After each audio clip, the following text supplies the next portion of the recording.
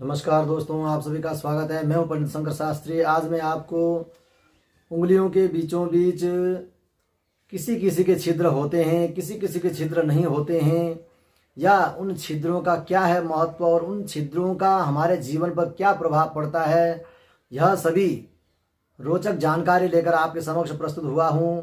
उंगलियों के बीचों बीच इस प्रकार से किसी भी प्रकार छिद्र न होने पर, इस तरह से कोई भी यदि छिद्र न होने पर आपकी हथेली में आपके परिवार के बच्चों के या किसी का भी आप देख सकते हैं, इस तरह से किसी भी प्रकार छिद्र न होने पर आपका बचपन, जवानी और बुढ़ापा तीनों ही अवस्था अच्छा व्यतीत होता है, सुख से व्यतीत होता है और आपके जीवन में किसी भी प्रकार की कोई परेशानी नहीं आती है। यदि इन्हीं हथेलियों के, इन उंगलियों के बीचों बीच इस तरह से कुछ छिद्र रहने पर या आर पार दिखाई देने पर, इस तरह से कुछ छिद्र रहने पर, आर पार दिखाई देने पर आपके तीनों ही अवस्था यानी बचपन, जवानी और बुढ़ापा तीनों ही अवस्था आपके कठिनाइयों से व्यतीत होगा और आपके जीवन में किसी भी प्रकार से परेशानियां आती रहेंगी और कष्ट आपको होता रहेगा। यह तो मैंने सारी उंगलियों का आपको ज्ञान बताया, परंतु इन अलग अलग उंगलियों के भी आपस में जुड़ने पर अलग अलग फल होते हैं। जैसे मध्यमा उंगली और तर्जनी उंगली का जोड़ने पर, किसी भी प्रकार छिद्र न होने पर आपका वृद्धावस्था बड़ा ही सुंदर व्यतीत होता है। यदि इन दोनों उंगलियों में यदि इस प्रकार से या इस प्रकार से छिद्र होने पर आपका वृद्धावस्था कठिनता से व्यतीत होगा या वृद्धावस्था में रोग व्याधियां लग सकती हैं या पारिवारिक कष्ट हो सकता है या किसी भी प्रकार से आपको शरीर कष्ट हो सकता है। इसी प्रकार अनामिका उंगली यानी इस प्रकार अनामिका उंगली और मध्यमा उंगली मिलाने पर यदि इस तरह से छिद्र न होने पर या इस तरह से छिद्र न होने पर आपका युवावस्था यानी जवानी बड़ा ही सुंदर व्यतीत होता है।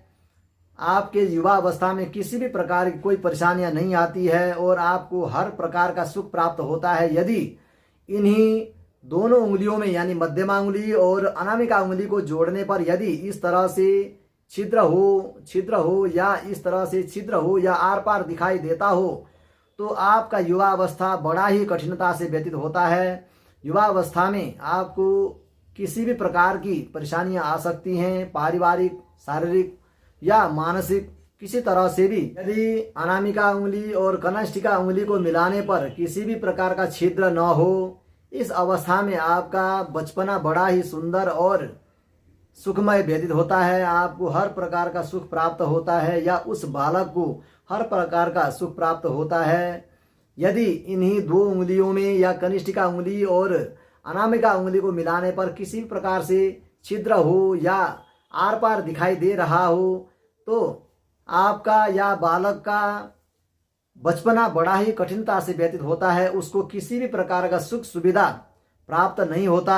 मित्रों, बात करते हैं आय और व्यय का।